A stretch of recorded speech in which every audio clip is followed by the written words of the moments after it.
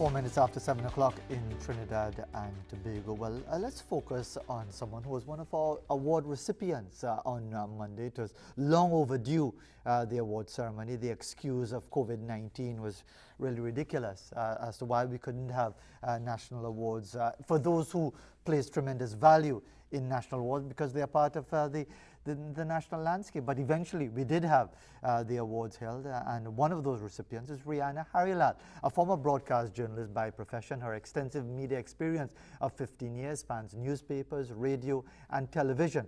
She's a best-selling author, patient advocate and an NGO leader. As founder and president of the Voice of Lupus Foundation, a registered NGO fiercely committed to improving the quality of lives for all people living with lupus in Trinidad and Tobago since 2011. The VLF accomplishes this by investing in initiatives, hosting events, programs, and planning campaigns that promote advocacy, awareness, public education, and support for their patients. Ms. Harrilal was awarded the Hummingbird Gold Medal Monday, for her efforts to build and foster greater awareness of lupus in Trinidad and Tobago. Well, as I said, she joins us now. Reeanna Harrilal, good morning to you. Congratulations on the award. Thank you very much. What does that represent to you? You know, for me, I think it's a combination of, sweat, blood, hard work being paid off, being recognized on a national level, but also personally. Many persons are familiar with my story, being very ill, having been diagnosed with lupus a number of years ago, the triumphs and the tribulations that I experienced coming to understand my diagnosis of lupus. So it has not been an easy road, but I really think this Hummingbird Award, it is for those who don't have a voice. And how do you think that the profile, the higher profile of a national award will assist in the work of the Voice of Lupus Foundation? I really hope it does, not just, the accolades behind having an award, but the work that needs to get done. I mean, I'm sitting here in my home, which I donated for the Lupus Learning Resource Center, and it's bare empty. We don't even have office furniture because, we need the assistance to get this center up and running so that all persons who are diagnosed through the various RHAs, they have somewhere to come to get the assistance, and when I say assistance, during the pandemic, the issue of the hydroxychloroquine, where we were championing to make sure there was a stable supply for people with lupus as well as those with rheumatoid arthritis. Up to this date, we still have an issue where patients are unable to get their medications in the hospital. And there's a shortage, there appears to be a shortage, because many persons have been coming to the Lupus Learning Resource Center for assistance, where we gladly have been able to provide the medication to them at no cost. And we cannot do this for long because it's expensive, and we rely solely on the generosity, the donations of members of the public corporate society, which we have had. And I hope that, this award validating and giving more integrity to the organization and the work that I have pioneered over the last decade, would add, in terms of persons coming on board to run this organization, to help steer this organization. And, we remain committed to the cause. Yeah. And Ms. Harrilal, why is this still a situation for patients who are coping with lupus? Is it because that, there are other so-called high-profile medical causes, whether it's cancer, because we're going to have a discussion on colon cancer later on in the course of this hour? Is it that lupus doesn't get the sort of attention and the sense of awareness that other ailments would tend to get? No, it doesn't. No, it doesn't. I mean, earlier this year, we commemorated rare disease, and, lupus is not a rare illness. It's an autoimmune disease, but there are so many underlying situations with persons with lupus because, and I would stress that when you have lupus, most people don't physically look ill. It's an invisible disability. And many people who are diagnosed with this lupus, they go around trying to validate that they are ill because they don't look the part. And I think a lot of people don't understand how severe lupus can be. Yesterday I had to lay to rest one of a founding member and director of lupus because she went into massive organ failure, had COVID, and it was the end. And it was very devastating to the organization. Last year was the highest record of fatalities for those living with lupus because of COVID and lack of medication. I mean, how are we going to really explain ourselves?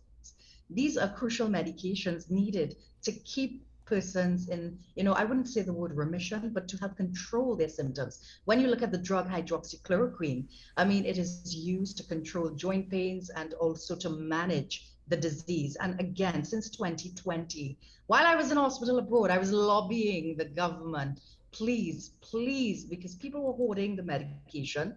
There was a shortage issue, especially when the US president at the time, Donald Trump, touted that it was a potential cure for COVID.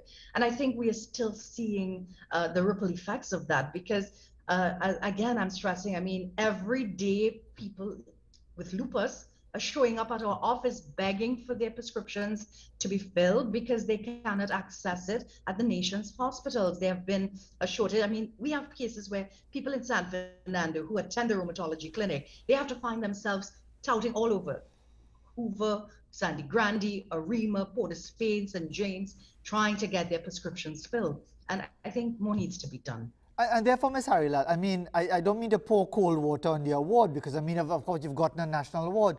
But does it not kind of ring hollow that you receive this award, this recognition and so on, and so many simple, humble people, sadly, as you mentioned, Ms. Rishma Cook would have passed away just a few days ago, and as you mentioned, she was laid to rest yesterday because of massive organ failure. But you receive an award, you get the acknowledgement and the recognition, but yet, despite all of that and that advocacy, you have ordinary people who can't access the required medication.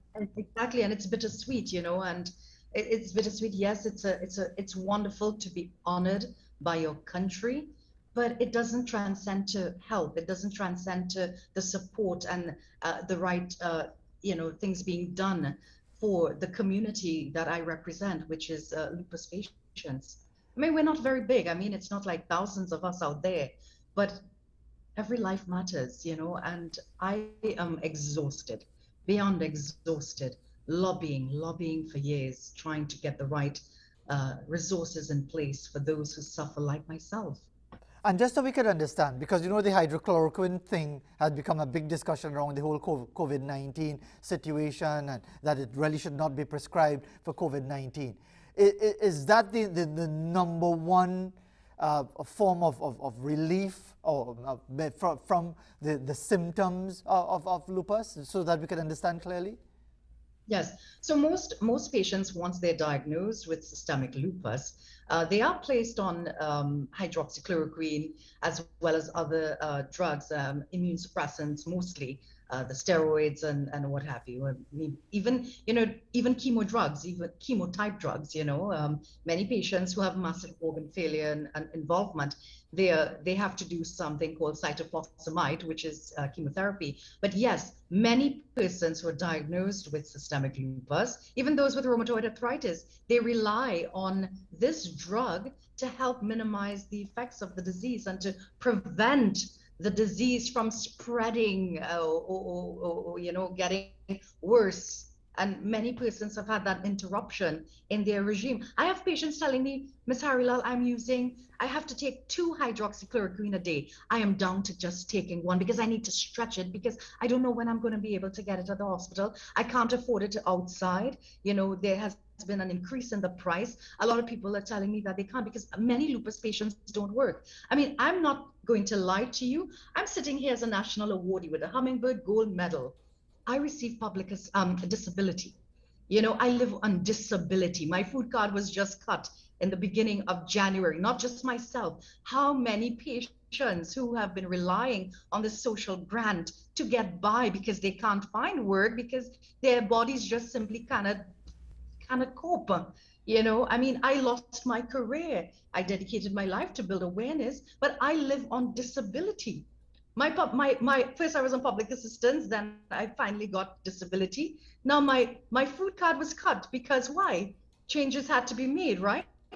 And this is the story of so many other patients. Some of them can't even get disability because doctors are not signing off on the forms. They're having a runaround. They're getting runarounds in the hospital, sometimes even with the agency welfare itself.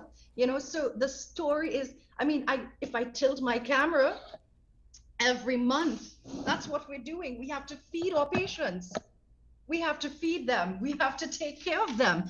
Who's helping? Who's helping? The donations come from average members of the public, you know, and some corporate society members, you know. So it's really tough. And you know, I'm happy that you gave me a platform to talk about an award. But the award, I am so humbled. I thank the committee, you know, but I hope that this would bring about the right resources that's needed to help hundreds of lupus patients out in Trinidad and Tobago who are suffering, Fazeer. They are suffering. Ms. Harrilal, I mean, I'm really, I kind of regret bringing it up, but I'm glad that you were able to explain the really desperate circumstances that you and obviously many others would be in. And therefore, in the time that we have available before we wrap up our discussion, again, congratulations on the National Award. But what would be your final comment, either to the wider population of Trinidad and Tobago or specifically the health authorities in Trinidad and Tobago in relation to the issues associated with lupus and those lupus patients in Trinidad and Tobago? Your final thoughts. You know, my final thoughts would be I really hope that, you know, following this conversation, that more can be done, at least to ensure that there's a stable supply of hydroxychloroquine. And personally, I just want to encourage anyone who has been through adversity, you know, to understand that there's purpose in pain. And, you know, even though it has been a very long and very hard road, you know, there's always purpose in pain, and find your purpose.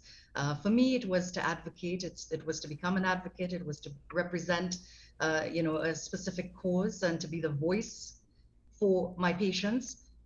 But anyone who's going through adversity, remember, God uses us. We're just a vessel. He uses us, and I just want to, you know, say thank you and to give God all the praise, honor, and glory.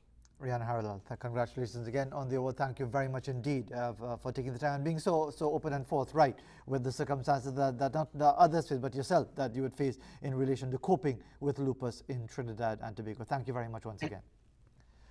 Reeanna Harrilal there with us at 7:17 in Trinidad and Tobago. Let's look at another image from our Trinbago Your Nice collection. It's a view of the weather in central Trinidad. Well, yes, we are getting a bit of sunshine in between the clouds and the bit of rain as well, but it is a rainy period when really it should be bone dry. But good to see that image as well from central. We'll be right back.